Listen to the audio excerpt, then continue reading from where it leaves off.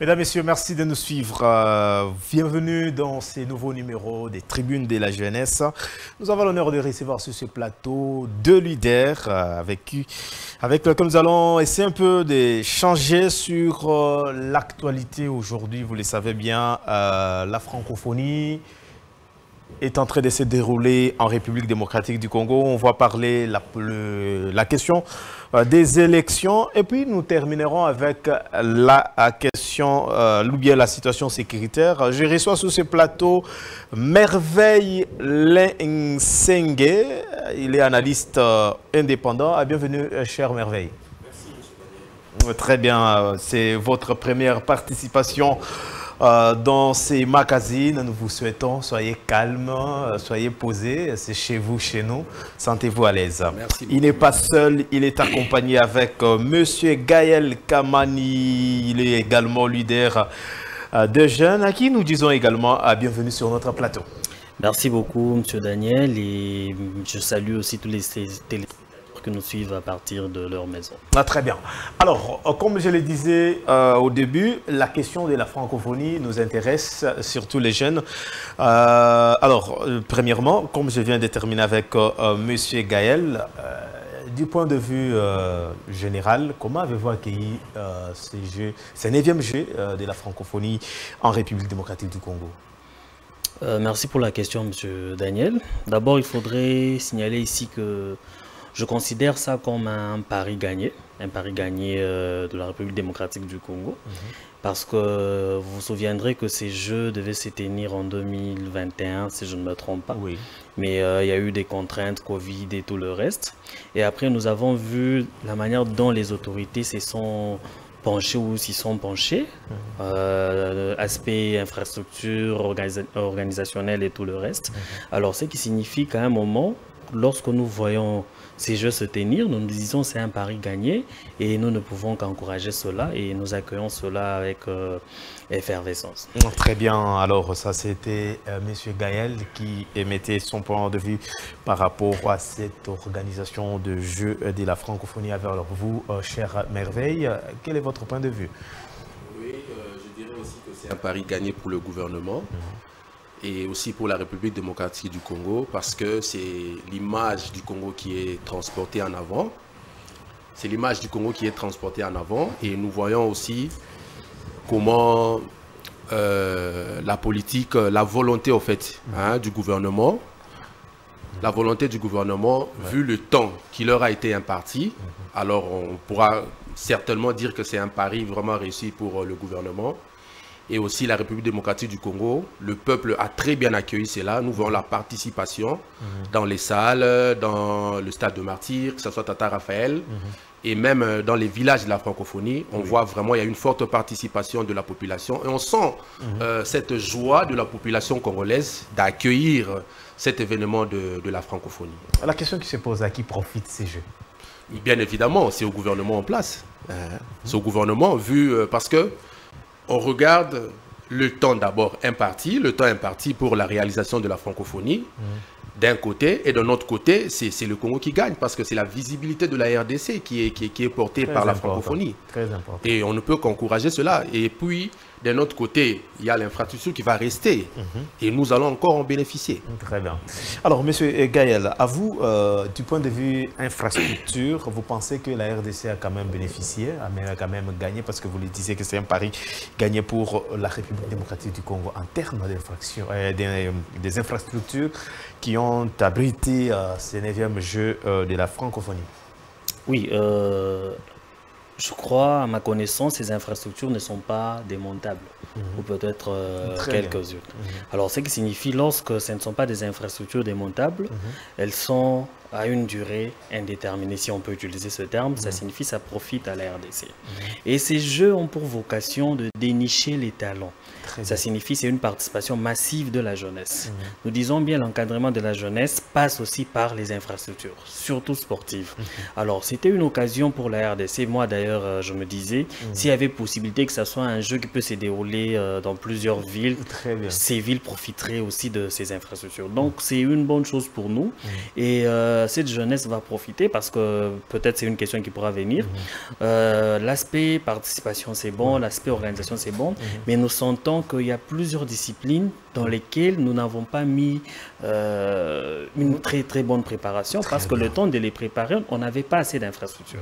Mais maintenant, puisque la RDC peut aujourd'hui profiter de tout ce qui est comme gymnase, tout ce qui est comme piste d'athlétisme, tout ce qui est comme terrain de foot, piscine olympique et tout, ça signifie pour les prochaines éditions ou pour les prochaines compétitions, nous n'aurons plus des raisons de dire non, c'est par manque d'infrastructures que nous n'avons pas pu préparer tel ou tel autre événement. Donc ça, c'est un bénéfice et c'est quelque chose, si jamais, parce que lorsque j'avais suivi du directeur de la francophonie, de l'organisation ou du comité d'organisation, sauf erreur de ma part, il a dit que c'est peut-être 6 mois après l'événement qu'on céderait maintenant les infrastructures et tout le reste au gouvernement ou au ministère de Sport et autres. Donc le seul pari qui reste, c'est maintenant l'entretien de ces infrastructures. Sinon, c'est un bijou et bravo encore une fois au gouvernement. On a démontré que lorsque l'on veut, on peut. Donc lorsqu'on veut vraiment faire, on finit par le faire. Ça signifie qu'on ne se limite pas seulement au jeu de la francophonie, allons au-delà. Nous devons bénéficier de ces genres d'infrastructures sur toute l'étendue de la République. Alors, est-ce que vous êtes d'accord avec ceux qui pensent que c'était non-événement pendant que l'Equinox fête francophonie à Béni en plaire? Bon, c'est aussi ça la démocratie. Nous ne pouvons pas imposer à ce que les gens aient un même point de vue. Mais il arrive à un moment où on se dit, plus ça, en swahili, si je peux le dire ainsi, on dit Akakama bio tebiko bibaya, kupaka kamoya, kazuri. Ce qui signifie, ce n'est pas tout qui est mauvais. Donc même lorsqu'on n'est pas d'accord avec ce qui organise, on n'est pas d'accord avec ceci et cela, mais au moins parce qu'en ce temps ici, on ne pensait pas que la RDC, avec tout ce qui se passe, l'aspect sécuritaire, avec tout ce qui se passe avec l'opposition, la majorité, tout le reste, on se disait, mais est-ce qu'on peut faire confiance à la RDC pour accueillir des pays francophones pour cette organisation?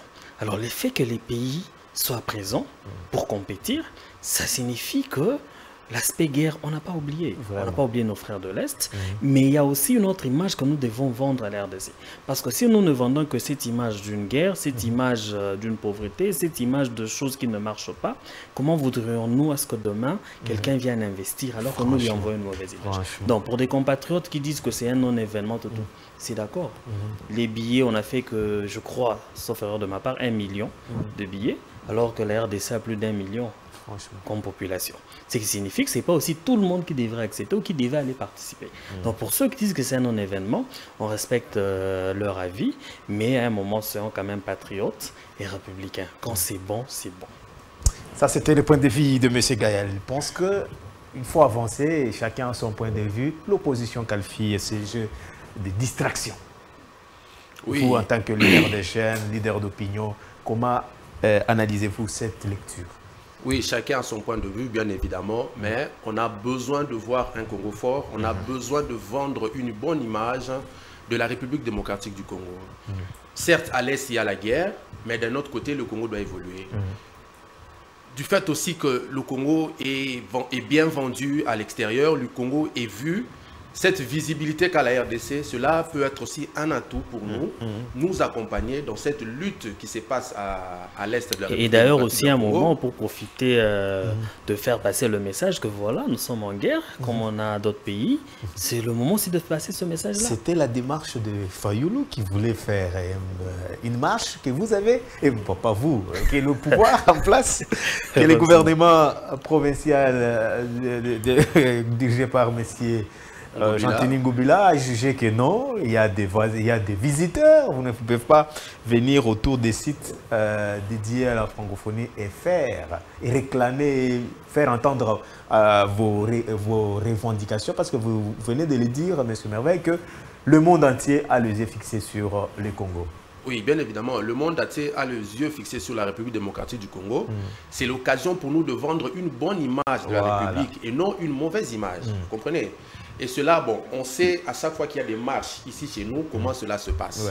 Alors, on n'a pas besoin. Alors, moi, je dirais que pour M. Fayoulou, ce n'était pas le moment, en fait. Ce n'est pas le moment, en fait, de venir avec ce genre de choses. Mais ce gars-là était en train de parler de la démocratie. Oui, il parle de la démocratie, mais la démocratie rime avec responsabilité. Nous sommes tous Congolais et on a très envie de voir le Congo être debout, le Congo redorer son blason. Alors, on doit vendre une bonne image, on doit propager que en République démocratique du Congo, au-delà de la guerre, on peut organiser quelque chose. Ce gars-là parlait de la volonté manifestée. Quand on essaie de regarder tout autour de la francophonie, on a eu beaucoup de crocs en jambes pour l'organisation de cette chose-là. Il y a d'autres pays, bon, on pourra bien dire qu'ils ne sont pas amis à la RDC, qui n'ont certainement pas voulu que cela ait lieu, parce qu'ils veulent que le Congo demeure toujours dans cette position afin de profiter de nous. Alors, on doit prendre le devant, et c'est en organisant ce genre de choses, on a vu la volonté qu'a manifesté le chef de l'État dans cette chose, on a vu la volonté de toutes les personnes qui ont accompagné l'organisation et la réalisation de la francophonie en République démocratique du Congo. Et en tant que jeunes, on doit souhaiter à ce que cette même volonté accompagne les acteurs dans toutes les structures de la République démocratique du Congo, dans toutes les institutions, afin de vraiment relever la RDC. Monsieur Gaël était en train de donner, de planter les décors dans sa prise de la parole. Il a dit que dans beaucoup de disciplines, beaucoup plus sportives, il n'y avait pas, la RDC n'a pas beaucoup aligné. Du point de vue, il y avait des ratés, bien que d'autres pays ont eu à rafler beaucoup de médailles par rapport à nous. Alors, je m'aimerais que vous puissiez peut-être dire qu'est-ce qu'on doit faire pour que prochainement, qu'on soit également bien représenté. Pensez qu'on doit commencer à l'école maternelle avec tout ce qu'il y a comme sport. Qu'est-ce qu'on doit faire irrécemment? Non, on doit continuer avec la même organisation parce qu'aujourd'hui, on a bénéficié de ces établissements-là. C'est cette infrastructure qui est mise dans ces deux corps de la francophonie. Aujourd'hui, c'est le Congo qui va en bénéficier. Alors, il faudra bien entretenir ces choses. Et aussi, on n'aura plus, aux Jeux à venir, on n'a plus d'excuses, on n'aura plus d'excuses à donner.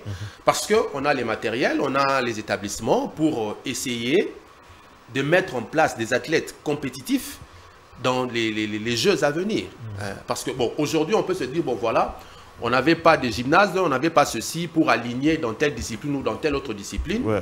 Mais dans les Jeux à venir, parce que maintenant, là, on a toutes ces choses-là, donc on doit mettre en place une bonne organisation, une bonne préparation des athlètes qui pourront aller représenter la RDC valablement et rapporter les médailles à la RDC. Très bien. Alors, votre point de vue, cher Gaël, pour terminer cette question de la francophonie, parce que c'est de ça qu'il s'agit, vous pensez que prochainement, on doit vraiment encadrer le jeune pour participer? Et si il faut que tous les jeunes soient beaucoup plus intéressés à tout ce que nous aurons comme infrastructure d'encadrement du point de vue sport. Alors, vous pensez que tous les jeunes doivent faire le sport ou il y a d'autres qui peuvent aller en politique et ceux qui pensent qu'ils peuvent adapter selon les talents et autres, qu'on va d'ailleurs parler quand on va prendre la question électorale. Alors, votre point de vue, parce que vous êtes en train de parler de la participation de la République démocratique du Congo dans certaines disciplines. Excusez-moi. Comme je le disais, nous n'avons pas tous vocation à faire X ou Y choses. Mais le plus important, ceux qui dirigent ou ceux qui sont décideurs ont la responsabilité d'identifier. C'est pourquoi j'ai dit que ces jeux, c'est une opportunité parce que c'est la 9e édition. Ça signifie qu'il y a eu la 8e, la 7e et qu'il y aura la 10e. Donc ces jeux ont aussi vocation d'identifier, de dénicher des talents qu'il faudrait encadrer plus tard. Alors, de la même manière qu'on a mis du sérieux dans le souci de réaliser ou d'organiser ces jeux, on peut bien dénicher les talents de la République démocratique du Congo. On a vu, il y a le sport, la culture, tout ce qui peut englober la culture. Donc, nous ne disons pas que tous les jeunes doivent faire le sport pour participer aux Jeux de la francophonie. Tout ce qu'on était à l'école primaire aux humanités, on jouait au foot. C'est pas pour autant qu'aujourd'hui nous sommes tous de footballeurs professionnels ou autres. Non. Mais ça signifie ceux qui ont cette vocation, ceux qui sont intéressés par ce jeu ou par ces sports ou par ces pratiques, il faudrait maintenant les encadrer. Et comment vous... parce que votre question, c'est de savoir comment il faudrait les encadrer. Ouais. Nous avons beaucoup de centres d'encadrement des jeunes. Ce n'est pas seulement la francophonie, nous démontre qu'au-delà du foot, au-delà de basket, Ouais. il y a autre chose. Oui. Moi, hier, j'étais surpris. Je crois que je suivais avec M. Merveille quelque part, la jonglerie. Voilà. Je disais même que, oh, ça se passe ici. Franchement. C'était ma première fois de le voir. Mais c'est vrai, aux Jeux Olympiques ou ailleurs, j'ai déjà vu. Mais c'était étonnant pour moi de voir qu'il y a des Congolais qui faisaient ça. Et je crois qu'ils ont battu le Cameroun. Oui, oui, nous étions 3e. C'est Voilà. la Côte d'Ivoire qui a eu à remporter. Alors, les médailles si d'or, nous étions 3e, suivi par ça le signifie Maroc. ces gens-là, il suffit juste un suivi.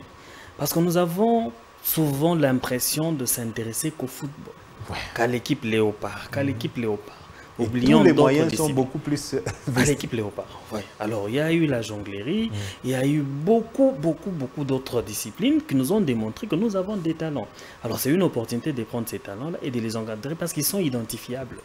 On ne demande pas de lancer un appel ou de passer dans la rue pour dire voilà, nous avons besoin de X, Y personnes. Non. Mais il y a déjà ceux qui sont identifiables. Il suffit juste de disposer des moyens et des encadreurs et vous verrez que la jeunesse sera occupée. Donc, d'une manière générale, il faudra occuper cette jeunesse pour que demain, parce qu'il y a un dicton qui dit la jeunesse est l'avenir de demain, mais l'avenir se prépare aujourd'hui. Donc, prenez cette jeunesse déjà aujourd'hui, préparez-la pour les échéances à venir, pour les compétitions à venir. Et ça fait une fierté lorsque vous voyez un Sénégalais, il finit champion ou il finit premier, directement il court vers son drapeau. Franchement. Donc c'est une manière de dire, il représente tout un pays, toute une nation. Donc ces mêmes jeunes que nous avons aujourd'hui, c'est une fierté lorsqu'ils gagnent et font X, Y chose, une merveille, et vont prendre le drapeau. Donc c'est toujours le symbole de la RDC. Comme M. Merveille le disait, nous devons faire un effort pour que l'image de la RDC soit toujours positive. Prenez ces jeunes-là, mettez tout ce qu'il y a comme moyen, la même volonté qu'il y a eu pour ces jeux, si vous les mettez, vous verrez qu'à la prochaine édition, Nous devons valablement représenter la RDC. Alors, j'aimais une chose que vous venez de dire. Au-delà de la politique, chacun peut embrasser, chacun a des domaines qu'il trouve que c'est très possible de faire merveille. Oui, en République démocratique du Congo, on a tous les talents. Dans tous les domaines, en tout cas, une fois qu'il y a de l'encadrement, on va exceller. Alors, pour nous, la francophonie, après la francophonie, alors, tous ces moyens-là seront pour nous bénéfiques afin de représenter la RDC valablement, de mettre en avant des athlètes compétitifs. Ouais. Vous voyez? Donc, des athlètes qui pourront bien valablement représenter la RDC, vendre valablement l'image sportive de la RDC. Et pour ceux qui pensent que pour avoir l'argent, pour être bien en République démocratique du Congo, il faut faire la politique. Non, on n'a pas qu'à faire la politique pour être riche ou bien pour avoir des moyens. On n'a pas qu'à faire la politique. Aujourd'hui, ces infrastructures vont nous permettre... Bon, d'un autre côté, il faudrait que les moyens, le gouvernement doit accompagner l'organisation avec des moyens. Ce n'est pas seulement, comme le disait M. Kael, mettre les moyens au football, non. On dirait donc, les ministères, c'est les ministères du football. Le ministère, c'est carrément le ministère du football. Non, ce n'est pas ça. Alors là, maintenant... On n'a plus de raison de dire, voilà, on n'a pas besoin de mettre des moyens dans tel sport, dans telle discipline, par faute des infrastructures, parce que là, maintenant, on les a. Alors, c'est au gouvernement de mettre les moyens et encadrer les jeunes, parce que, bon, d'un autre côté, on voit en Europe des athlètes qui sont bien parce qu'ils font telle ou telle autre discipline. Ici aussi, en RDC, vu qu'il y a les talents, bon, on doit bien les encadrer, mettre les moyens, pour que plus tard aussi, bon, que ces gens-là, ces jeunes-là puissent aussi se retrouver et avoir de moyens. Je pense que nous reviendrons sur ces plateaux pour voir après la clôture de ces jeux de la francophonie qui est en train de se jouer. Mais il y a une polémique qui entre les musiciens. Vous êtes le leader des jeunes, je voudrais que peut-être vous puissiez également émettre un point de vue parce qu'il s'agit de l'actualité. Oh, il fallait tel chant. Est-ce qu'on est encore à ce niveau-là aujourd'hui? Que nous sommes des tels, nous sommes de ceci. Il faudrait que lui chante en premier, que l'autre chante après. Vous voyez que ça nous divise et ça ne donne pas une bonne image, comme vous étiez en train de le dire à l'extérieur. Alors, votre point de vue, et puis on termine cette question avec M. Gaël. Exactement, de ce côté-là, moi je dirais d'abord le Congo. Très bien. d'abord le Congo. On peut avoir une certaine rivalité entre nous à l'interne, il n'y a pas de souci. Mais à l'externe, quand il s'agit d'une compétition internationale, c'est le Congo qui est vu là-bas. Alors tous ces gens-là doivent s'agencer de manière à représenter valablement la RDC. Aujourd'hui, que ce soit Fally, que ce soit Ferré, si les deux, par exemple, arrivaient à chanter ensemble au jeu de la francophonie, mais c'est un avantage pour la République, c'est un avantage pour le Congo. Alors moi, je souhaiterais, bon, comme il s'agit des organisations internationales, qu'ils mettent d'abord leurs conflits de côté et qu'ils représentent valablement la RDC, qu'ils contribuent aux efforts du gouvernement. Parce que nous voulons passer à ces points, cher Gaël, vous savez, c'est un point de vue par rapport à la polémique qui fait qui bouge l'actualité au niveau de l'Internet. Oui, bon, en fait, c'est ça, la RDC, d'un côté. C'est cette polémique entre fanatiques. Ouais. Mais je crois que c'est le plus grand souci que nous avons avec la jeunesse. Parce qu'il y a des moments où la jeunesse n'a pas accès à la bonne information. Ouais. La jeunesse n'a pas accès à la vérité qui doit être donnée ou qui doit être dite par ceux qui sont leaders des jeunes. Ou on peut dire nous qui sommes leaders des jeunes. Il y a eu une polémique parce que l'autre prétendait qu'il devait jouer à telle date. Non. Parce que les fanatiques de X ont exigé à ce que lui ne peut pas jouer après tel. Mais alors qu'ils n'ont pas eu connaissance de ce qui a eu comme tenant et aboutissant avec leurs musiciens ou leurs stars. Voyez. Alors c'est après, quand cette polémique a éclaté, qu'on entend maintenant que non, tel avait signé pour telle chose, tel avait signé pour telle chose. Alors au lieu que la jeunesse soit souvent conduite d'une mauvaise manière ou conduite plutôt d'une mauvaise manière, il faudrait que ceux qui sont leaders disent la vérité.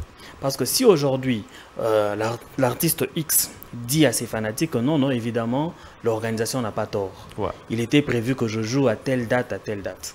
L'autre se dit, voilà, moi, l'organisation, il était prévu que je joue à telle date, à telle date. Et c'est de la même manière qu'avec nos leaders politiques. Donc, tous ceux qui ont une portion ou un certain nombre de jeunes derrière eux, ils jouent à ça. Donc, ils cachent ce qui est la réalité de la chose pour que demain, après-demain, maintenant, voilà, on se victimise. Que non, vous voyez, on a tout fait pour que ça ne soit pas moi. Quel est l'intérêt pour l'organisation? Parce qu'on a dit c'est l'aspect rumba, c'est l'aspect ceci. Quel est l'intérêt pour l'organisation de boucler ou encore de faire en sorte que tel ne joue pas à la place de l'autre ou que tel ne joue pas à la place de l'autre? Non. Et il n'y a pas que les deux. Il y a d'autres artistes qui devraient jouer le 4, d'autres le 5, d'autres le 6. Alors pourquoi est-ce que ça ferait une polémique si c'est tel qui n'a pas joué le premier jour et celui qui a joué le premier jour? Je prends par exemple l'artiste Bill Clinton. Je ne sais pas s'il est encore programmé pour jouer un autre jour, mais pourquoi il n'en fait pas une polémique? Donc c'est juste ceux qui sont derrière ces artistes ou ces leaders d'opinion, musiciens et autres, qui sont poussés parfois par leurs fanatiques. Vraiment. Mais eux connaissent la vraie réalité. Ils connaissent bien qu'est-ce qui a été comme accord sur cette question. Merci beaucoup, mesdames, messieurs. Vous êtes en train de nous suivre de partout à travers le monde. Nous avons sur ces plateaux Messieurs Merveille. Il n'est pas seul, il est accompagné avec Monsieur Gaël. Alors, ma première question, après, c'est la première thématique qui parlait sur la francophonie. Après 63 ans de l'indépendance, quelle est votre lecture par rapport à la jeunesse en République démocratique du Congo de manière générale? En tout cas, moi je dirais que mon constat est très amer. Donc quand vous regardez la jeunesse, qu'est-ce quand qui je vous vient à regarde la l'esprit? jeunesse actuellement là, j'ai un peu peur de l'avenir de la RDC parce que, comme on dit, que la jeunesse c'est l'avenir du Congo, mais pour quelle qualité de jeunesse? Vous voyez, c'est ça le souci.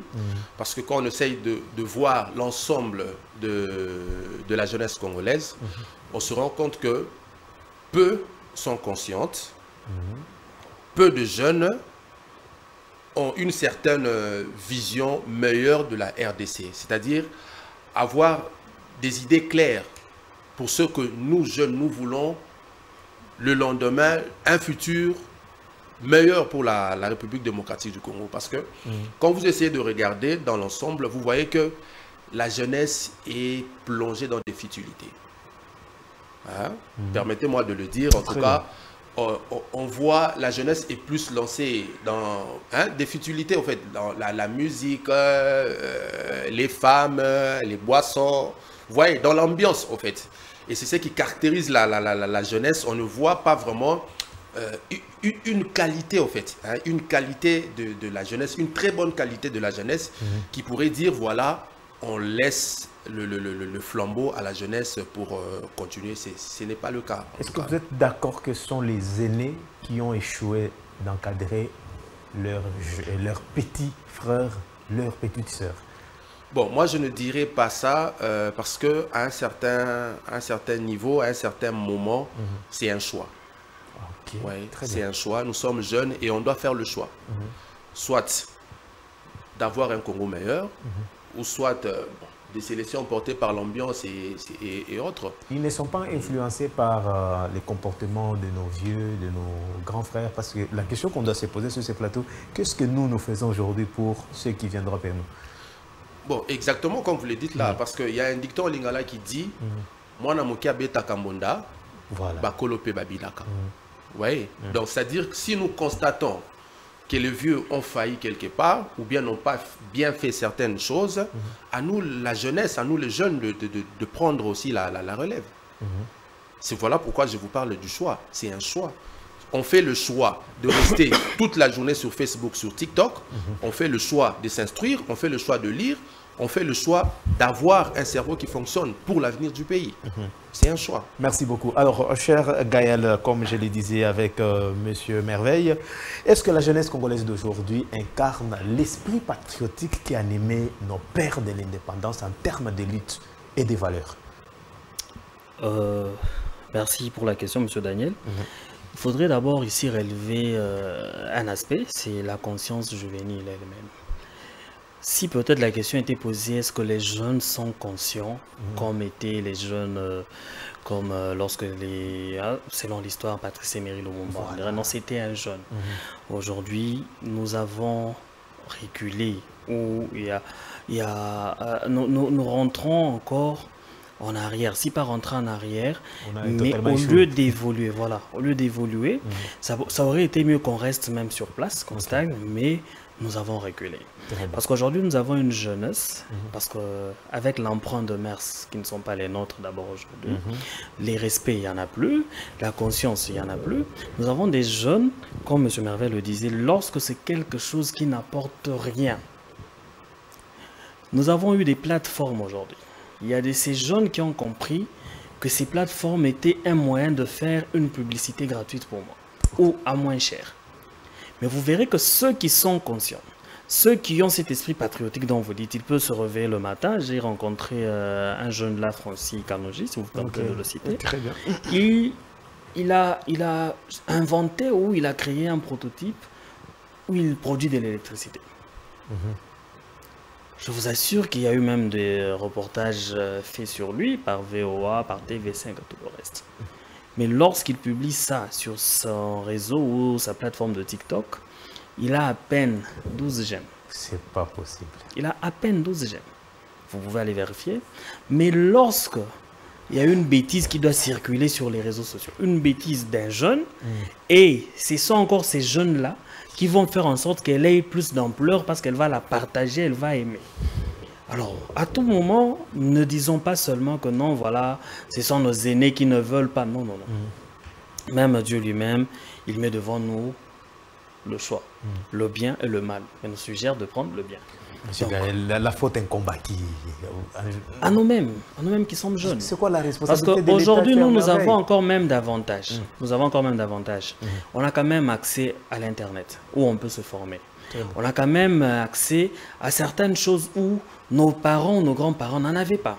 Mais au lieu que ça soit à notre profit pour l'émergence d'une autre classe de la jeunesse, pour le bien du pays, non. Il y a un pasteur qui a dit, on voit les vidéos des enfants chinois en train de créer des robots, machin, machin. Mais quand on voit les photos de nos enfants africains, c'est autre chose. Donc ça signifie que c'est nous-mêmes qui avons cette responsabilité. Parce que le mal serait de tenter et que tu n'as pas été appuyé. Mais est-ce que nous-mêmes nous tentons? Non. Nous sommes là entre nous-mêmes jeunes. Oui, il y a ceux qui ont choisi la politique, il y a ceux qui ont choisi derrière d'autres personnes. Mais la population, elle est tellement, pour ne pas dire, nous sommes nombreux. Donc nous ne pouvons pas tous aller d'un même côté. Mais ceux qui ont choisi, par exemple, un business, aujourd'hui on se dit non, nous devons aider ceux qui font l'agriculture. Il y a quelques jeunes qui sont dans l'agriculture. Mais est-ce qu'il y a des jeunes qui aident les autres jeunes qui sont dans l'agriculture? Non. Oui. Donc nous-mêmes, nous sommes responsables. Parlons même aspect éducation et autres. Nos parents, ceux qui sont parents aujourd'hui, sont nos grandes sœurs, sont nos grands frères. Ou nous-mêmes sommes parents aujourd'hui. Est-ce que l'éducation que nous donnons à nos enfants, c'est celle que nous avons reçue de nos parents? Bien sûr que non. Bien sûr que non. Vous verrez que nous avons reculé même de 50 ans en éducation. Il suffit de circuler, de voir sur les réseaux sociaux et tout le reste. Donc ce ne sont pas nos parents qui nous ont obligés à ne pas éduquer nos enfants ou à ne pas être durs envers eux pour leur bien. Non. Mais c'est nous-mêmes. Donc arrêtons de pleurnicher à tout moment, de penser que ce sont les vieux qui nous étouffent, ce sont ceci, cela. Non, non. Les jeunes qui aiment bien réfléchir et qui sont conscients émergent. Et il y en a beaucoup. Alors, je voudrais prendre la question élection parce que cela a été prévu. Quelle est l'attitude que la jeunesse doit prendre en cette période, Sœur Merveille? Parce que vous l'avez qualifié d'inconscient, parce qu'on parle des jeunes. C'est ça en fait la difficulté que nous avons, parce que quand vous essayez de regarder sur l'ensemble de la population congolaise, il y a pratiquement, si je ne me trompe pas, 70% ce sont les jeunes. Et donc pour dire que ces gens-là, s'ils ont eu, par exemple, les médiocres qui ont eu à passer au gouvernement, parce que ce sont des élections à la députation provinciale comme nationale, ce sont des gens qui ont reçu mandat de la jeunesse. Vous comprenez? Alors, s'il faudrait changer toute la classe politique, cela revient encore à la jeunesse de voter des gens capables de bien faire le travail au bénéfice de la population congolaise. C'est que, mais si on a une mauvaise qualité de la jeunesse, et cette même jeunesse qui se fera burner pendant la période électorale par des casquettes, un 5 000 francs et des t-shirts pour voter les mêmes personnes, vous voyez la difficulté dans laquelle on se retrouve face à. En fait, l'attitude à prendre maintenant, là, je demande à toute la jeunesse d'être consciente, consciente des leaders à choisir aux échéances à venir. Le problème, c'est que c'est mon grand frère, il est de chez nous, il est de ceci, c'est mon père. Il est de chez nous, il est mon grand frère, mais je ne suis pas le grand frère de toute la population, ou bien je ne suis pas le grand frère, je ne suis pas le père de toute la jeunesse. Vous voyez? Donc, c'est-à-dire que même s'il est mon père, il ne sera pas père de 10 000 personnes, ou bien vous voyez? C'est-à-dire que ces gens-là sont très peu par rapport à ceux qui doivent voter, en fait. Le nombre de personnes qui doivent aller voter, on est nombreux, Et si la jeunesse aujourd'hui, elle est consciente des défis de la République démocratique du Congo, on ne votera pas n'importe qui. Est-ce que depuis, avant que je donne la parole à Cher Gaël, est-ce que depuis que le processus électoral a débuté, est-ce que vous sentez vraiment que les jeunes se sont vraiment appropriés cette démarche de la CENI? Oui, j'ai quand même vu dans les listes des candidatures qui ont été publiées par la CENI pour certaines personnes, certains partis, on se rend compte que la majorité d'ailleurs, ce sont les jeunes qui se sont inscrits en cela, ce sont les jeunes. Alors nous encourageons, mais nous demandons vraiment, nous insistons là-dessus, nous martelons là-dessus la qualité de la jeunesse, une bonne qualité, une jeunesse formée. On doit s'instruire afin de relever ce pays. Ce ne sera pas toujours cette jeunesse qui est lancée dans l'ambiance, jeunesse de TikTok et de Facebook à tout moment. Or, ce sont des plateformes qui permettent aussi de s'instruire, d'avoir une certaine capacité afin de contribuer à la République. Alors, cher Gaël, les votes est un droit, est un devoir patriotique. Comment les jeunes doivent se comporter en cette période, n'est-ce pas, pour éviter les erreurs et voter utile? Oui, d'abord, je dirais ici que c'est une occasion, c'est une opportunité, pas offerte, mais c'est une occasion, une opportunité donnée à la jeunesse. Parce que matin, midi, soir, lorsque vous êtes sur Twitter, vous êtes sur certains groupes WhatsApp ou des plateformes de discussion, vous comprendrez que ceux qui se plaignent sont des jeunes. Ils se plaignent sur la manière de gérer, sur la manière de prendre des décisions et autres. Alors, les élections sont une occasion pour que ces jeunes puissent sanctionner sévèrement tout cela qu'ils pensent, parce que ce sont les mêmes personnes qui reviennent encore postuler. Ce sont les mêmes personnes qui reviennent postuler. Alors, cette jeunesse, elle a aussi cette obligation de sanctionner ces personnes-là, de ne pas se faire influencer. Mais j'ai apprécié quelque chose il y a 2-3 jours. J'ai remarqué qu'il y a déjà une campagne de décourager ceux qui prennent comme suppléants leurs enfants, leurs membres de famille. Parce que maintenant, je commence à voir des gens aller prendre des photos lorsque les listes sont affichées pour dire, voilà, il y a M. Daniel qui est candidat et c'est sa fille qui est prévient. C'est déjà un pas. Donc, nous avons besoin, lorsque nous avons, parce que cela peut-être n'est pas passé à l'Assemblée comme loi ou comme quelque chose qui doit être légal, en disant non, lorsque vous êtes candidat, ne prenez pas comme suppléant votre frère. Mais les jeunes dans la tête peuvent se faire cette loi. Très bien. Parce qu'on se dit non, si vous avez le souci. Parce que l'objectif ici, c'est que tout jeune ait, ou toute la population, ait accès à l'eau potable, à la santé, à l'éducation et tout le reste. Donc si réellement tu vas travailler pour que cette population bénéficie de cela, tu n'as pas à t'inquiéter pour ta soeur, pour ton frère. Il ne suffit pas qu'il soit premier suppléant, deuxième suppléant, donc il va aussi bénéficier de ta bonne gouvernance. Il va aussi bénéficier de ta participation. Très important. Alors c'est comme ça que je dis, c'est maintenant ou jamais que la jeunesse doit se prendre en charge. Mais il y a aussi de ces jeunes, parce qu'on ne dira pas que tous ceux qui sont au Parlement aujourd'hui, dans les entreprises publiques et tout le reste ne sont pas jeunes. J'ai même vu les récentes ordonnances du chef de l'État sur la nomination des bourgmestres. Il y a eu quand même beaucoup de jeunes. Mais est-ce qu'ils font déjà preuve? Parce qu'il y a ceux qui... C'est ce que M. Lefebvre était en train de parler de la préparation. À l'Assemblée nationale, lorsqu'on voit le bureau d'âge, c'était d'ailleurs ma question, vous aurez la parole. Est-ce que êtes-vous fier par rapport au travail accompli par nos élus, par rapport à ces mandats qui tentent déjà vers sa fin? Bon, ça peut être un avis personnel, Dessus. Parce que nous avons plus constaté que c'était une législative qui s'intéressait plus aux motions. C'était une législative qui s'intéressait plus à sécuriser le camp des X ou le camp des Y. C'était une législative, ou c'est une législative parce qu'ils sont encore, ils sont encore mandatés ou ils ont encore leur mandat. Alors, nous avons maintenant besoin d'une législative. Les lois, nous en avons assez. La RDC a beaucoup de lois. Mais nous avons maintenant besoin d'une législative qui va contrôler sur l'application ou l'applicabilité de ces lois. Vraiment. Parce qu'on en a plus de 100, plus de 200, plus de 50, plus de 20. Le plus important. Et cette législative, je ne sais pas combien de lois sont passées. Et si aujourd'hui ces lois sont effectives, s'il y a un contrôle sérieux, s'il y a associé cela. Alors, comme je disais avant, sur les 500 députés qui sont aujourd'hui députés, il y a des jeunes aussi. Parfois, il y a de ces jeunes qui se disent la meilleure manière où je peux avoir l'argent rapidement, c'est de postuler, c'est de me retrouver à l'Assemblée.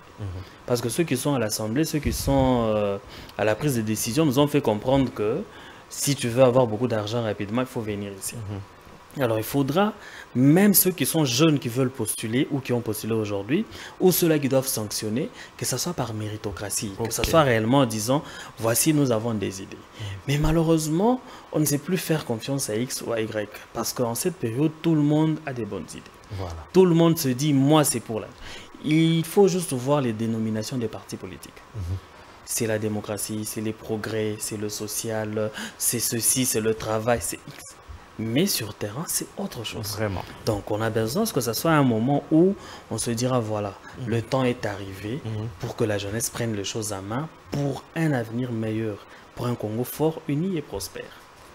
Alors, une question était en train de venir, cher Merveille. À ceux qui découragent la jeunesse de participer aux élections, vous avez suivi un camp qui demande aux gens de ne pas participer au processus électoral. On parle du FCC, les partis politiques de Martin Fayulu, soi-disant la Mouka, parce qu'ils sont déjà à deux. Alors, quelle est votre lecture? Cet esprit de décourager, eux, ils ont déjà fait leur temps, mais ils demandent au moins à la jeunesse, à la population qui souffre, de ne pas s'approprier les élections. Est-ce que les revendications ont leur droit d'être? Non, je dirais non, parce qu'ils sont en train de tuer non seulement la jeunesse, mais ils sont en train de tuer aussi l'avenir du pays. Parce qu'on a besoin de voir ces jeunes-là, ces jeunes de bonne qualité, prendre le commande afin de changer la direction de la RDC. Maintenant, quand vous interdisez à ce jeune-là de participer, bon, c'est carrément l'avenir du Congo que vous êtes en train de clouer, à la même position, au même endroit. Et on ne peut pas accepter cela, et on ne peut pas encourager cela. Alors moi, je dis à tous les jeunes d'être courageux et de ne pas entendre ce que disent ces vieux-là. Parce que ces vieux-là, vous verrez qu'ils ont été aux affaires depuis. Et jusque-là, ils sont toujours aux affaires. Et le pays demeure tel qu'il est. Donc on ne peut pas continuer comme ça. On doit avoir ce sentiment-là de révolte en tant que jeune, se tenir debout et changer les choses. Alors, votre point de vue par rapport à ce vieux qui demande à la jeunesse de ne pas s'enrôler, parce qu'on en a déjà fait. Vous savez, bon, je crois qu'au-delà de tout ça, ça devait être une décision personnelle. Très bien. D'abord, ça devait être une décision personnelle. Mais comme je vous ai dit, je suis content de la campagne qui se mène ces derniers temps sur certaines plateformes, où nous avons vu ces leaders parler en mal, ou encore qui n'estiment pas que c'est un processus fiable, mais qui ont déjà déposé des candidatures. Donc, il y a de ceux-là d'un côté qui disent nous n'allons pas participer, mais dans le coulisses, on a déjà déposé. Alors, c'est ce que nous appelons instrumentalisation. Que ce soit du côté de l'opposition, que ce soit du côté du pouvoir. Tout jeune doit se mettre aujourd'hui en disant, ok, les mandats, c'est 5 ans. De 2019 à 2023, est-ce qu'il y a eu des avancées? Est-ce qu'il y a eu des reculs? Est-ce que ces gens méritent confiance? Est-ce que ces gens ne méritent pas? Très bien. Ce n'est pas nous tous qui participons dans des réunions. Donc, lorsque vous participez dans des réunions et vous venez rapporter à la jeunesse, non, voilà, ce n'est pas fiable. Non, voilà, c'est fiable. Mais sans donner réellement les vraies raisons. Donc, on croirait que vous avez juste besoin de vous tenir encore sur la place publique ou de rester dans l'actualité. Le mieux à faire, c'est de laisser chacun faire un choix individuellement et personnellement. Et puis, ils ont des moyens, ils viendront manipuler la jeunesse comme d'habitude. Mais c'est à cette conscience que nous demandons à cette jeunesse, nous qui sommes jeunes. Et surtout que le vote est secret. Monsieur Daniel, vous pouvez être candidat aujourd'hui, je peux vous soutenir, mais lorsque je suis devant la machine, c'est pour Monsieur Merveille que je vote. Très bien. Donc, ce n'est pas le moment de vouloir dire à quelqu'un, non, n'y va pas, non, n'y fait... Non, non. Parce que la machine est déjà lancée. Bon, ok, d'accord. Il y a plusieurs moyens de prouver que c'est moi qui ai raison. Il y a plusieurs moyens de prouver que c'est l'autre qui a tort. Allons jusqu'au bout, au moins. Parce que nous changeons des discours de temps en temps. D'abord, on vous dira, non, non, il n'y en aura pas. Ouais. Et après, plus ça évolue, on se rend compte qu'il y en aura. Non, non, non, si on se tait, ça va compliquer les choses. Ce n'est pas fiable. Après, si ce n'est pas fiable, vous dites non, non, non. Alors, on cherche toujours une petite raison à chaque étape. Non, c'est le moment de laisser. La machine est déjà lancée, laissons les choses. Et à la fin, ceux qui ont le droit ou ceux qui ont l'obligation de sanctionner sont les électeurs. Merci beaucoup. Alors, j'ai une question que je voudrais vous poser, chers messieurs. Vous êtes jeune, qu'est-ce qui vous pousse à aimer les pays et à les servir? Je commence à faire M. Merveille. C'est un héritage, le Congo. On n'en a pas deux, c'est le seul pays que nous avons. Et on est obligé de tout donner à ce pays qui nous a aussi tout donné en retour. Alors je dois travailler et en essayant de travailler pour ce pays, c'est aussi ma propre progéniture que je suis en train d'assurer. Si je fais les bonnes choses, aujourd'hui j'ai des enfants. Qu'est-ce que je vais laisser à ces enfants-là? Très bien. Je dois leur laisser un avenir meilleur. Et cet avenir-là, c'est construit autour de ce pays. Si on a un bon pays, je suis sûr et certain que je peux mourir en paix en disant que non, voilà, mes enfants, ils vont hériter quelque chose de bon. Merci. Alors, cher Gaël, et vous, qu'est-ce qui vous pousse? En fait, je n'ai pas choisi le Congo. Je n'ai pas souhaité être au Congo. Mais je suis au Congo parce que Dieu a estimé que c'est ce pays où coule le lait et le miel dans lequel je dois faire partir. Ce qui signifie, si ce n'est pas du patriotisme, c'est juste un amour inconditionnel. Je suis Congolais, j'aimerais ce pays et je travaillerai pour que ce pays avance. Parce que nous n'avons qu'une seule nation. Rendez-vous, heureusement qu'il y a même une partie de notre hymne national qui dit fièrement saluer l'emblème d'or de votre verre. Vraiment. Vous imaginez. Donc alors, il suffit seulement de penser, de regarder les choses en face de ce beau pays. Il n'y a pas deux, trois mots. Parce que vous avez l'esprit patriotique qui vous anime. Vous avez parlé du changement, on doit changer la classe politique. Est-ce que comment voulez-vous changer les choses si vous n'êtes pas dans l'instance des prises de décision, cher monsieur? Bon, alors, vous prenez la parole parce que vous l'avez prise. Ok. L'objectif, ce n'est pas que tous nous devons être aux instances de décision ou des prises de décision. Non. Notre objectif, c'est de faire comprendre ceux à qui nous faisons confiance ou ceux à qui nous avons donné notre confiance que ce n'est pas pour vous seulement. Ce n'est pas pour vous seulement. Vous savez, il y a des moments, M. Merveille, c'est quelqu'un que je rencontre quand même de temps en temps. Très bien. Il y a des moments où nous étions dans un bouchon et il y a un cortège. Priorité au gyrophare. Wow. Et la personne est passée. Alors, on a compris que l'objectif, c'était de décanter la situation juste pour que cette personne passe. Wow. Alors que l'objectif serait de décanter la situation pour tout le monde. Vous savez que ce que vous venez de dire, c'est... Et c'est à ça, c'est ce que nous demandons à nos décideurs. Je n'ai toujours pas compris. La délégation peut être très loin, mais elle va passer. Vous allez rester. Vous allez rester. Exactement. Ouais. C'est comme ça que je dis, on n'a pas besoin de prendre comme suppléant mon frère, ma soeur, si réellement j'ai des ambitions de travail pour le bien de tous. Parce que mon frère et ma soeur vont aussi bénéficier de mon travail directement. Donc notre souci, c'est de rappeler à ceux-là qui ont la chance, ou ceux-là qui ont, ce n'est même pas une chance, mais c'est une charge. Ceux-là qui ont la charge de se retrouver où il faut décider pour que les choses avancent. Puisque ce sujet est déjà passé, on vous a dit ici, lorsque nous avons vu la détermination d'organiser les Jeux de la francophonie, il y a des Jeux de la francophonie qui se passent. Ça signifie tout ce qui nous manque sur certaines choses ou sur certains points, c'est cette volonté. Voilà. En une année, on a vu ce qu'on a pu voir. Et il y a parfois des petites vidéos qui circulent, quelqu'un qui est dans le stade Tata Raphaël qui dit « Nazo Mona Camp nous en live ». Donc une manière de dire ce Tata Raphaël qui était hier impraticable, abandonné, aujourd'hui, voilà. Moi je faisais rire à quelqu'un, je dis c'est plus de 30 pays. La Coupe du Monde a pratiquement 32 équipes. Vous voyez, ça signifie 32 pays. Donc, en quelque sorte, si nous décidons aujourd'hui de faire XY chose, si nos décideurs se disent à partir d'aujourd'hui, la couverture santé universelle sera effective, elle le sera.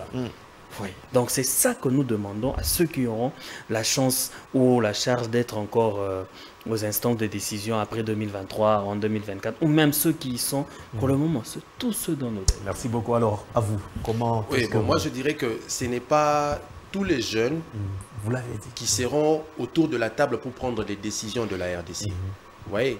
Alors, mais du moins d'un côté, il faudrait que nous, jeunes, fassions des bonnes sélections ou bien accompagnons des bonnes personnes qui prendront des bonnes décisions pour la République. Ouais. Parce que si aujourd'hui, nous, en tant que jeunes, parce que tellement qu'on n'a pas cette occasion d'être tous autour d'une table pour décider sur la RDC, il y a des gens qui vont nous représenter. Et ces gens-là doivent être des gens remplis de patriotisme, remplis de bonne volonté, afin de prendre des bonnes décisions pour ce pays. Ils sont où ces gens ils sont là, il y a des gens qui sont là. Il y a des gens qui sont là. La jeunesse est abandonnée. Oui, la jeunesse est abandonnée. Il y a une mauvaise qualité de la jeunesse. Mais... comme on dit toujours, l'exception ne manque pas. Il y a des personnes, en tout cas aujourd'hui, si on les prend, pas des personnes qui sont assoiffées du pouvoir. Non, il y a une différence d'être assoiffé du pouvoir et d'être assoiffé de voir le Congo changer. Wow. Ouais. Alors, cette chose-là doit caractériser certaines personnes. Et en tant que jeune, on est capable de voir que M. Gaël n'est pas assoiffé du pouvoir, mais il est assoiffé de voir le Congo changer. Alors, je vais accompagner M. Gaël. Ce n'est pas au niveau des discours, parce que tout le monde compte. Non, non, ce n'est pas au niveau du discours. En fait, ce sont des choses qu'on arrive à voir par de petits agissements. Ouais. Parce que quand quelqu'un se tient devant vous et tient un discours, on peut se dire, bon, là, il peut dire des choses flatteuses, fallacieuses, pour essayer de tromper la population. Oui, de tromper les gens qui sont là. Mais on arrive à le voir, comme la Bible dit, vous les reconnaîtrez par leurs fruits. Regardez, qu'est-ce qu'ils produisent. On n'a qu'à regarder ça et puis on saura que non, non, celui-ci, c'est une bonne personne, c'est un bon monsieur, c'est un cerveau pour le pays. Donc, et ils sont là. Un Congo meilleur, c'est possible. Un Congo meilleur, c'est possible. C'est possible. Alors, vous voulez ajouter quelque chose? Oui, j'allais dire, il y a un moyen de ne pas ou d'aller au-delà du discours. Nous devons avoir des institutions fortes et non des hommes forts. Lorsque vous, Monsieur Daniel, pendant la période électorale, vous venez en me disant, voilà, voici mon plan d'action, voici mon programme. Ou encore, je me dis, voilà, la loi a déjà établi X ou Y chose. Quand vous arrivez aux affaires, même si intentionnellement vous voulez changer votre discours en excellant dans des mauvaises choses, la loi va vous rappeler. La redevabilité. Donc, il y a plusieurs manières d'imposer à ces personnes qui auront la charge d'occuper des postes X, Y endroit par les lois. C'est pourquoi je dis, lorsque les institutions sont fortes, lorsqu'aujourd'hui il est écrit que X personnes faisant X choses doivent subir telle ou telle autre, il y en aura. Parce qu'on parle de la jeunesse. Dans cette émission, nous avons toujours un slogan, pas un pas sans la jeunesse. Vous avez suivi de nomination du président de la République. Est-ce que vous pensez, mais après les nominations, tout ce qu'il y a eu comme changement dans des entreprises publiques, mais il y a toujours des failles. Tel a fait ceci, tel a fait cela, tel a fait cela. Est-ce que nous ne sommes pas déçus un moment de dire que le président de la République a tout fait, mais c'est nous-mêmes qui ne sont pas compétents ou capables d'assumer la charge ou la fonction qui nous a été confiée? Oui, bon, c'est la crise au fait, qu'on a en République démocratique du Congo, la crise de bonnes personnes. Mais bon, on doit aussi reconnaître quand même, on peut nommer 10, 8 qui ne font pas le travail, il y a 2 qui font le travail. Oui, alors dans tout ça, ce qu'il faudrait faire, c'est juste essayer de sanctionner et faire une bonne sélection. Ouais. C'est là qu'il y a le problème. C'est là qu'il y a le problème. Et même pour le chef de l'État, il doit être aussi accompagné de bonnes personnes afin de prendre de bonnes décisions, de nommer des bonnes personnes. Vous voyez? Parce que quand on essaie de regarder dans les nominations, bon... Est-ce que c'est beaucoup plus, on parle de c'est beaucoup plus politique, parce que M. Gaël n'est pas dans un parti politique, il n'a pas un poids et qui doivent peser par rapport à certains... Oui, pour ne pas créer des frustrations, n'est-ce pas? On peut aussi dire cela parce que c'est d'ailleurs ça même la base des nominations. Donc il faut être dans un parti politique afin d'être voté. Je ne sais pas que dire de ceux qui n'ont que Dieu pour réussir? Je ne sais pas si il y a un mécanisme pour passer outre cette chose-là, mais ça sera en tout cas le bienvenu, qu'on passe un peu outre cette chose-là, de prendre uniquement des gens parce qu'ils ont un poids politique, tout ça, partage de pouvoir, et c'est ça même ça qui cause au fait le problème de la RDC, parce que à un moment donné, il faudrait qu'on regarde, oui, M. Gaël mérite tel, c'était M. Gaël qui mérite qu'on le mette à tel endroit. Moi, il y a quelque chose qui me vient en esprit, cher Gaël. Est-ce qu'on ne peut pas lancer d'offres d'emploi? On dit par exemple que dans telle entreprise, je ne vais pas citer seulement l'entreprise, l'entreprise Congo Buzz recrute. Et le président de la République, si c'est possible, nous en avons si c'est possible de faire cela et que les gens puissent passer au test pour prendre des bonnes personnes, on le fait carrément. On le fait carrément. Parce que moi je dis, bon, vous prenez des gens parachutés par exemple à la place d'un DG, bon, vous prenez quelqu'un qui ne connaît pas le fonctionnement de cette entreprise, et bien vous le mettez directement là. Bon. Là parce qu'on en parle, M. Gaël est par exemple technicien en informatique, mais je le nomme par exemple mon conseiller en matière de sécurité. En matière de sécurité. Il y a un couac déjà là. Franchement. Ouais. Moi qui suis économiste, vous me mettez là-bas ministre de la santé. Ça pose problème. Ça pose problème. Alors, il y a des éléments techniques qui doivent entrer en jeu. Par rapport à certains secteurs, on sait que non, voilà, là, ça demande une personne technique. Et on doit faire cela, on doit passer outre des caractéristiques politiques. Merci. Cher Gaël, vous avez un mot? Oui, au fait, moi je disais, vous avez parlé de tests. Nous avons vu des entreprises lancer de tests. Je crois, si je ne me trompe pas, la DGDA l'a fait 2 ou 3 fois. Après, les résultats, c'est compliqué. On ne sait même pas si ces résultats ont déjà été disponibles. Qu'on appelle tout le monde, mais quand il faut... Alors, c'est pourquoi moi j'insiste en disant, un pays se forge sur des lois. Ces personnes qui doivent occuper, ce n'est pas pour rien qu'on a eu l'intention de réglementer certaines choses. Vous parlez des mandataires, vous parlez de X ou de Y. Ils ont toujours soit un décret, soit un arrêté, soit un cadre qui limite les actions de X ou de Y. Mais c'est ce manque de suivi qu'on constate, qui fait à ce qu'il y a ceux qui débordent, il y a ceux qui vont au-delà. Aujourd'hui, on peut vous prendre, M. Daniel. Il faudrait qu'on arrive comme ça, on prend la dernière question, parce qu'on est déjà... Il faudrait qu'on arrive à un niveau où, lorsqu'on vous nomme, au lieu de fêter comme nous voyons avec la poudre de champagne et autres, vous dites? Il faut que les gens pleurent. Non, pas que les gens pleurent, mais qu'on sente de la conscience, qu'on voie en la personne que c'est un fardeau qu'on vient de mettre. Mais à chaque nomination, ce que nous constatons, c'est plutôt la joie pour dire « au tournabisso ». Vous comprenez? Alors c'est pourquoi je dis, lorsque quelqu'un trouve des choses, la loi dit X chose égale à Y chose. Vous allez au-delà de ça, vous êtes puni et sévèrement selon la loi. On aura des gens consciencieux. Mais lorsque nous sommes dans un système où on peut se dire « bon, on peut m'arrêter », on a vu avec les kidnappeurs, entre guillemets, il dit « non, ça fait 5 ou 7 fois qu'on m'arrête ». Non. Mais si nous avons ces choses-là qui sont sérieuses et fortes, je dirais, il suffit que je vole, j'ai la prison avec moi. Très bien. Alors, on prend la dernière question, c'est la question sécurité. Alors, chère Merveille, depuis que Félix Tshisekedi est au pouvoir, beaucoup de moyens ont été, n'est-ce pas, alloués à la question sécuritaire. Jusque-là, rien ne marche. Il reste quelques mois seulement pour que le mandat de Félix Tshisekedi termine. Est-ce que vous pensez que la question sécuritaire, c'est une question éternelle? Non, je ne dirais pas ça, mais on doit être réaliste, clair, regarder d'où nous venons et vers où nous sommes en train d'aller. Vous savez qu'il y a un dicton qui dit « qui veut la paix, prépare la guerre ».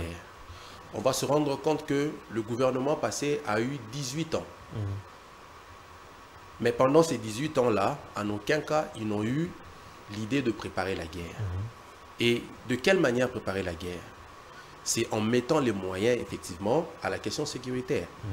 Aujourd'hui, avec Félix Tshisekedi, vous avez vu, on a vu les militaires passer, ils sont maintenant équipés. Moi, ça, je suis très content, en fait, de voir cet équipement-là. J'étais là avec le gouvernement passé, on n'a pas vu ces équipements-là. Mais aujourd'hui, on sent quand même que les FARDC ont quand même été dotés des moyens, des armes.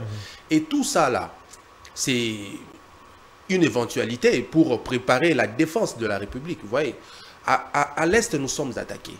Ça fait beaucoup de temps qu'on est agressé. Ce qu'il faudrait d'abord mettre au bilan encore sécuritaire de M. Félix, c'est qu'il y a eu un bon lobbying qui s'est fait pour ôter l'embargo. Vous voyez, en tout cas, là, on a vu la volonté de défendre ces pays. Contrairement au régime passé. Cet embargo-là, ce n'est pas d'aujourd'hui ni d'hier. C'est depuis longtemps. Mais on n'a jamais vu une telle volonté de vouloir ôter cette chose afin d'équiper les FARDC pour défendre. Et d'un autre côté, bon, par rapport à mes analyses, la présence de l'EAC à l'Est. Je me dis, si la présence de l'EAC est un gagne-temps pour M. Félix afin de mieux préparer l'armée et combattre, là je suis d'accord. Mais si on veut tout miser sur l'EAC, en tout cas là je ne suis pas d'accord. Parce que qui doit normalement être déployé... toutes ces personnes-là, nous sommes en train de voir les résultats sur terrain. Vous voyez, rien ne bouge, rien n'avance, on est toujours là. S'il prend ce temps-là de la présence de l'EAC ou bien de la SADC pour préparer l'armée, afin de mieux combattre, afin de mieux défendre la RDC, là nous sommes d'accord. Merci beaucoup. Mais si ce n'est pas le cas, en tout cas l'EAC, que ce soit la SADC, ces gens-là doivent partir et laisser la place aux FARDC. Avec les Ouazalendo, faire un front commun et défendre la République. Merci beaucoup. Alors, votre lecture quant à la question sécuritaire, cher Gaël, parce que nous tendons déjà vers la fin. Bon, je reconnais que c'est quand même une question sensible, parce que d'abord, c'est une agression, bien qu'on peut appeler ça guerre ou comment, c'est quand même une agression. Et par moment, vous ne connaissez même pas les objectifs de ceux qui nous attaquent. Visiblement, on le comprend après, mais vous ne savez pas vraiment pourquoi nous sommes attaqués. Ce sont des personnes qui ne restent que dans un coin. Est-ce qu'ils ont l'ambition de venir jusqu'à Kinshasa pour renverser le pouvoir? Vous ne savez pas. Des années et des années, ils sont toujours dans un coin. Alors, avec le président Félix, il a fini par comprendre que derrière ces gens-là, il y a quelqu'un d'autre. Alors, au lieu d'attaquer ces gens, on attaque cette personne. Et vous avez vu, il est allé sur tous les fronts. Que ce soit les fronts diplomatiques, que ce soit par certaines négociations. Et l'opposition, que ça soit... ça n'a pas marché? Bon, vous avez appelé l'opposition. Moi, depuis que je suis né dans ce pays, je n'ai jamais vu l'opposition applaudir quoi que ce soit. Alors, par moment, nous avons besoin d'une opposition qui vient avec des idées. Voilà, je propose ceci à la place de X, Y. Il ne suffit pas seulement de dire ça n'a pas marché. Non, mais qu'est-ce que vous proposez? Alors, parfois, c'est aussi important. Merci. Alors, donc, ce qui signifie, moi, je crois qu'il a la volonté de restaurer la paix. La volonté, il y en a. Certes, seule la volonté ne suffit pas, mais c'est une question sensible. On n'a pas accès à toutes les informations sur cette matière. Peut-être qu'il y a des choses qui se préparent ou pas. C'est un peu compliqué. Mais sinon, notre souci, c'est... Au-delà du discours, pour vous ajouter, est-ce que vous sentez que la RDC est abandonnée par la communauté internationale parce qu'ils sont restés que dans des discours, des menaces qui ne produisent pas. Nous sommes seuls. La RDC est seule et on doit le comprendre comme tel. On est seul. Et en étant seul, on doit compter sur nous-mêmes. On doit compter sur les FARDC. Vous avez vu même l'un de nos voisins est allé se coaliser. Quelle attitude on doit prendre de tous nos voisins? Les restes, vous aurez la parole. Gardez votre... Que M. Gaël termine. Oui, une fois, je crois, dans un discours ou dans une rencontre, le chef de l'État a dit « Personne ne défendra notre parti mieux que nous-mêmes ». À ce niveau-là, j'aimerais à ce que la RDC, nous comprenions aussi que nous n'avons pas d'amis. Chaque pays préserve ses intérêts. Donc, si nous-mêmes, d'abord en interne, nous n'avons que des guerres, comment voulez-vous que nous soyons forts face à l'ennemi? Comment voulez-vous à ce que nous comptions sur des voisins alors que nous-mêmes en interne, d'abord, c'est compliqué. Donc, aujourd'hui, tel pays peut décider d'aller avoir des accords avec un autre pays. C'est son droit le plus légitime. Donc, arrêtons un moment de, excusez-moi le terme, de pleurnicher ou de penser que c'est l'extérieur qui viendra résoudre notre problème.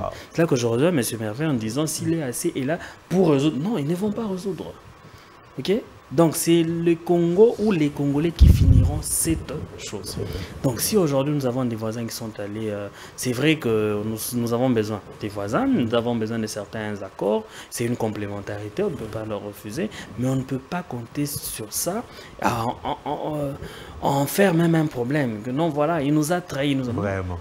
Personne n'a trahi qui que ce soit. Il faut assumer. C'est la RDC qui a attaqué, c'est la RDC qui doit sauver la RDC. Merci beaucoup. Alors, ajoutez par rapport à votre question... J'allais dire que nos voisins, ils sont libres d'aller faire des alliances avec X pays ou Y pays. Là, ils sont libres.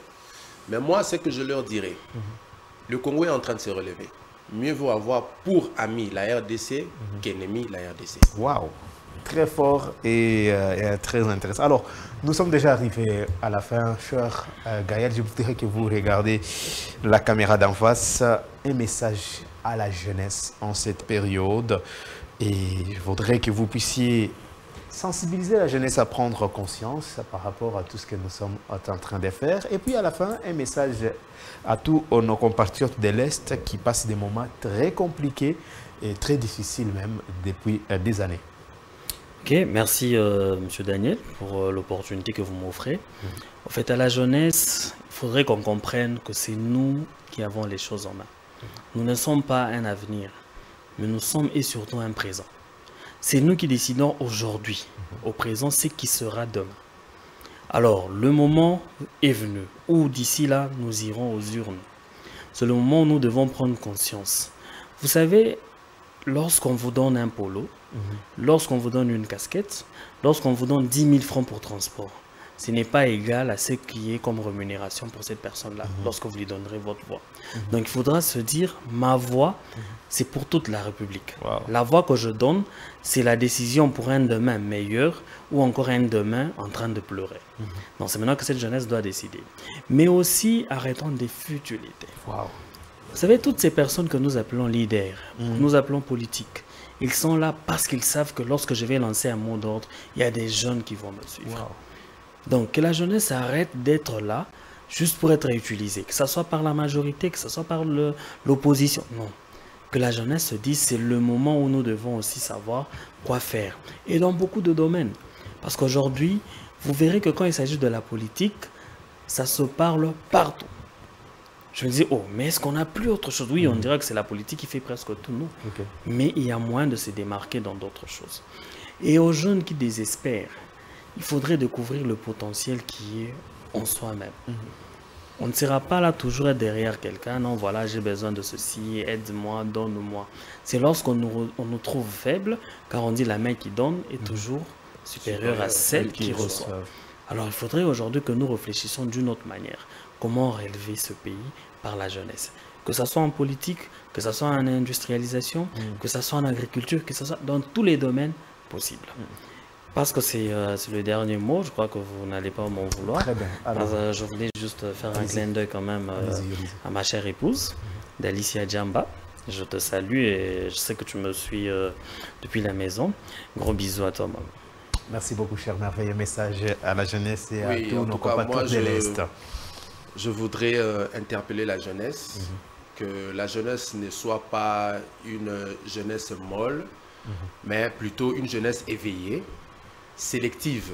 Sélective dans le sens où on doit choisir des bonnes personnes. L'occasion nous est donnée avec les élections qui approchent de choisir des bonnes personnes qui vont relever ce pays. On n'en a pas deux. C'est le seul que nous avons, la République démocratique du Congo, et on doit le relever. Afin que ce pays prenne une bonne direction, c'est à nous jeunes. Nous sommes plus que les vieillards. C'est la jeunesse qui doit prendre les choses en main, choisir les bonnes personnes. Regardez les députés, ceux qui nous ont accompagnés. C'est une législation qui est en train de passer. Qu'est-ce qu'ils ont fait? Quel est le travail d'un député? Qu'est-ce que ces députés-là ont eu à faire? Et c'est maintenant l'occasion de sanctionner et de mettre en place des bonnes personnes. Et pour nos compatriotes de l'Est, moi, je vous encourage à tenir bon. C'est la fin de cette guerre. Elle est vraiment très imminente. Et la paix sera à l'Est et partout dans la République démocratique du Congo. À vous deux, mesdames, messieurs, à nos invités d'abord, j'étais en train de le dire, merci beaucoup. Chers messieurs, pour votre présence sur ce plateau. Je suis flatté pour les idées, la qualité de tout ce que vous avez comme analyse. Je vous rappelle qu'ils ne sont pas dans les partis politiques, tous ceux qui veulent qu'ils viennent. Le moment viendra lorsque on voudra servir aussi la République dans la politique, mais pour l'instant, nous pensons que ce n'est pas toujours dans la politique qu'on peut servir ce pays. En tout cas, merci beaucoup. Les rendez-vous est pris prochainement. D'ici là, portez-vous bien. Au revoir.